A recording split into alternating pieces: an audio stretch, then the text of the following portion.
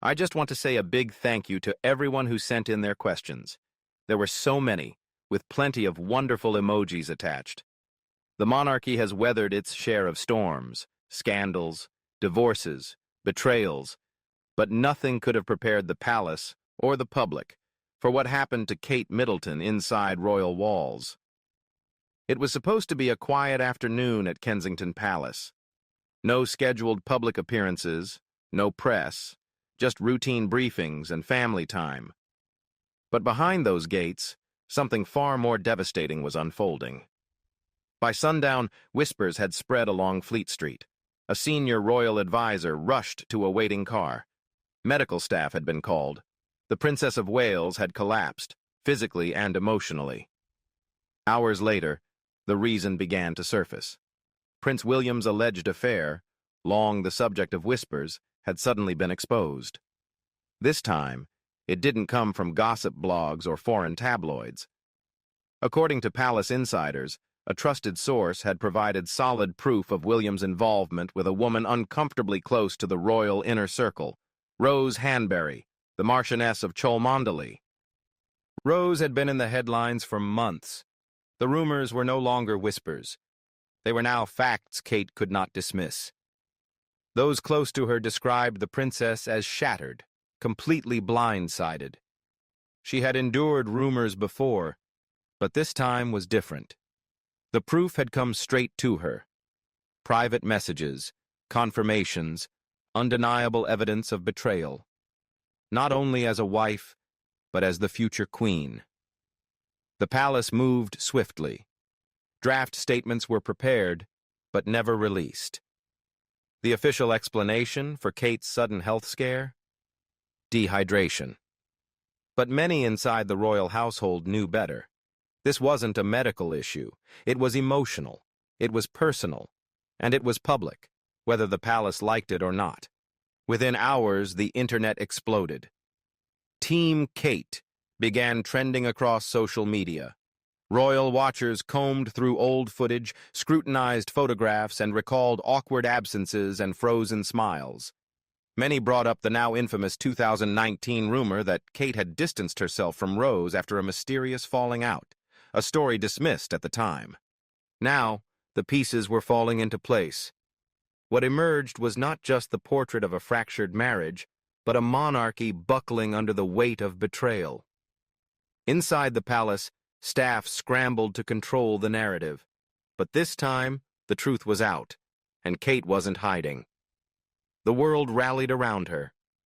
From the outside, William and Kate had seemed perfect, the golden couple of the modern monarchy. Handsome, composed, and flawlessly presented. 3 beautiful children, admired around the world, the weight of the crown's future resting on their shoulders. They had been the image of a new era for the royal family. But behind the smiles and the choreographed balcony appearances, cracks had begun to show. In the early years of their marriage, William and Kate seemed inseparable. She was seen as the calm in his storm, a steady partner able to anchor a man who had... William had once been known for wild nights and reckless behavior, but as the years passed and the demands of royal life mounted, something began to shift. Insiders say it started subtly: missed glances, tense body language, increasingly separate schedules. In public, the couple remained polished. In private, their relationship reportedly grew strained and transactional. Royal duties began to eclipse personal connection, and under the weight of being heir to the throne, William became colder and more withdrawn. Adding to the tension was the growing presence of another woman in their social circle, Rose Hanbury, the Marchioness of Cholmondeley. Not only was she married to one of the most prominent hereditary peers in Britain, but she also lived just a few miles from the Cambridge's Norfolk home, Anmer Hall. Elegant, aristocratic, and impeccably connected, Rose moved easily within their privileged world. The families dined together, attended events, and even shared godparent ties. At first, Kate accepted the friendship. But by 2019, something had changed. Multiple accounts suggested that she asked William to distance Rose from their inner circle. an uncharacteristically direct and forceful move for someone typically diplomatic. The press speculated about a feud, framing it as rural rivalry, though no clear reason emerged. Still, the whispers refused to die down. The palace allegedly pressured newspapers to delete articles that mentioned Rose. Legal warnings were said to have been sent, yet online speculation only intensified, fed by anonymous claims and the palace's unusual silence. According to a former royal aide, Kate never got a clear answer. She had suspicions, and while William denied any wrongdoing, the emotional distance between them grew. "Kate isn't the kind of woman to storm out," one insider said. "She endures. She keeps things together. But that doesn't mean she isn't hurting." By 2022, the hurt had hardened into quiet resentment. Observers noticed more than stiff smiles at public events. William and Kate often avoided prolonged eye contact. Photographers captured moments where she seemed to blink back tears, only to flash a bright smile when the cameras turned toward her. Behind palace walls, they were functioning more as colleagues than as husband and wife. Their shared duty to the crown kept their image intact, but the emotional bond that had once tied them together was fraying. But before we continue, we'd love for you to hit the subscribe button if you're enjoying this video. If you just did, we truly appreciate it. Now, let's get back to the main content. Few realized that Kate was quietly searching for the truth, not out of spite, but to protect her sanity. Trusted aides, old friends, even staff at Anmer Hall were discreetly questioned. Nothing conclusive emerged, but small fragments began to form a troubling picture. She wasn't looking to create a scandal, a family confidant explained. She just needed to know if her instincts were right, if the life she'd built was still real. By late 2023, William and Kate were rarely alone together except during official duties. Their schedules were carefully managed, their appearances rehearsed, but in private the gulf between them had become vast.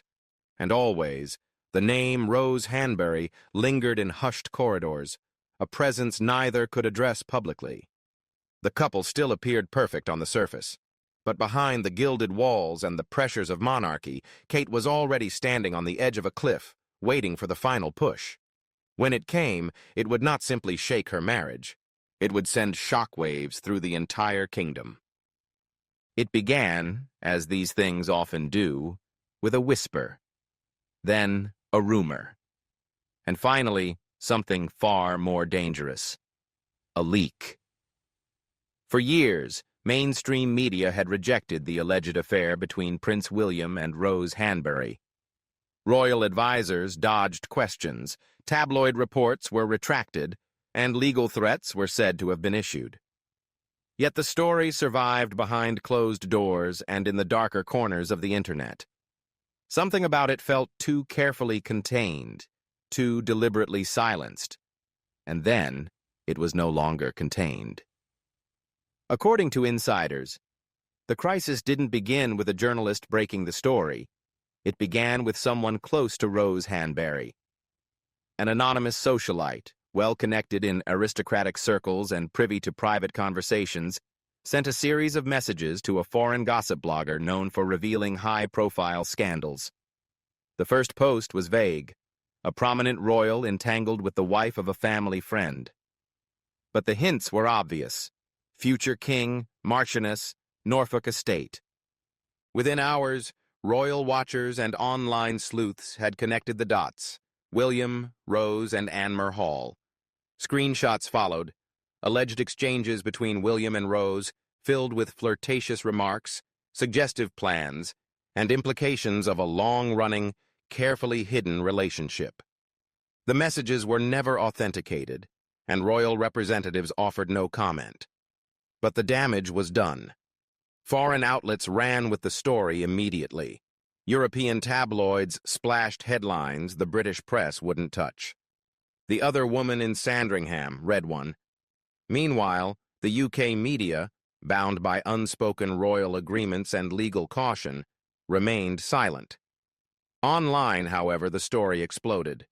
Screenshots, tweets, and TikTok breakdowns dissected every past moment between William and Rose. Photos from weddings, lingering glances, seating charts at state dinners. One image in particular, Rose smiling at William while Kate looked away, was shared over 20 million times in 2 days. Through it all, the palace said nothing. That silence only deepened suspicion. If it wasn't true, why not deny it? Why not sue the blogs, as they had over smaller slights? But no statement came. Insiders claimed the palace was too busy managing the fallout. One staffer was overheard saying, "There's no stopping this now. The wrong person got the right information." By the time the story reached Kate, the internet had already decided. The affair was real, the betrayal undeniable, and the fairy tale broken. Her confirmation didn't come from a headline, but from a trusted aide. Someone inside the palace had read the alleged messages, cross-checked travel records, and pieced the story together. When Kate was told the truth, she didn't yell. She went silent, and then collapsed. It wasn't gossip anymore, one insider explained. It wasn't speculation. The betrayal was proven. In a royal household built on secrecy, this secret had escaped. And now it was no longer whispered. It was shouted from the rooftops. It happened quietly behind the gates of Kensington Palace, but its impact was felt across the globe. On a bitterly cold afternoon, not long after the online storm began tearing at the royal image, Kate Middleton collapsed during a private meeting with her team. The palace told the press it was exhaustion, a minor health scare. But insiders confirmed what many suspected. She had just learned the truth, and it was worse than she could have imagined. For months, Kate had lived in quiet denial. She'd heard the rumors, felt the distance growing between her and William, even questioned a staff member about Rose's continued place in their circle. William, always composed, assured her it was nothing more than awkward tension between old friends. For a while, she believed him, or perhaps she wanted to. That belief shattered when a long-serving aide, one she trusted implicitly, handed her what appeared to be the full picture, printed messages and a timeline that aligned too perfectly with William's unexplained absences. She didn't scream, she didn't cry, the aide recalled. She just froze, and then her knees gave way. Medical staff were summoned within minutes. The palace went into lockdown. Within an hour, a short statement was issued, citing a private health matter and requesting privacy. What they couldn't contain were the whispers racing through the marble corridors. Kate had collapsed, and William was the reason. While the public was told she was resting comfortably, Kate was emotionally shattered and physically drained. Doctors noted signs of extreme stress, weight loss, exhaustion, and ordered strict bed rest. Only her children, her sister Pippa and Princess Anne, were allowed to visit. Camilla did not call. She did not come. She did not comment. Prince William was said to be deeply unsettled when he learned of Kate's collapse, but instead of returning home immediately, he went ahead with a scheduled engagement. That decision drew criticism, even from within the royal family. He knew she had fainted, that she was being treated, a palace worker said, and he still went ahead with a photo op. That wasn't strength. It was damage control. Princess Anne, in contrast, rallied to Kate's side almost instantly. Known for her composure, she was reportedly furious about the affair leaks, and even more so about William's absence during Kate's crisis. She is said to have warned an aide, "If this family fails her, we will have failed the entire country." Prince Charles remained silent. His health issues kept him away from royal affairs, and many believed he was either unwilling or unable to confront his son. The days after Kate's breakdown were unusually quiet. Royal engagements were postponed, press access was restricted, and a crisis team was formed to manage what had become an undeniable breach of trust. But no matter how tightly the gates were closed, the public had already chosen sides. Kate, the once reserved Duchess, was now viewed as the betrayed queen-in-waiting. Her collapse was not only physical, It was symbolic. The perfect royal image had been shattered, and the world was waiting to see whether she would rise again or step away from the crown. The moment Kate collapsed, the royal machine went into overdrive. Within hours, a carefully scripted crisis plan was activated. Encrypted phone lines were used, press liaisons were told to block all unofficial inquiries, and a quiet media blackout was put in place. Behind the walls of Kensington Palace and Clarence House, the real battle wasn't to stop the scandal. It was to prevent the public from ever learning the truth. This was standard palace protocol. When controversy hits, silence becomes a weapon. But this time, the stakes were higher. This wasn't an indiscreet comment or a distant relative causing trouble. It was an alleged affair involving the future king and the public collapse of the woman many saw as the next queen. Sources close to the Royal Communications Office said William's private secretary issued the first orders: remove critical content online, flag suspicious social media posts, and track down the source of the leak. At the same time, the legal team was told to send quiet warnings to any outlet attempting to report on the claims. Traditional British media complied, wary of legal repercussions. But the internet had no such restraints. Blogs, foreign newspapers, Reddit threads, and TikTok creators kept the story alive, analyzing every detail, sharing theories, and amplifying the rumors. They think silence means protection, one media insider remarked. But to the public, silence means guilt. Inside the palace, the whispers were even more revealing.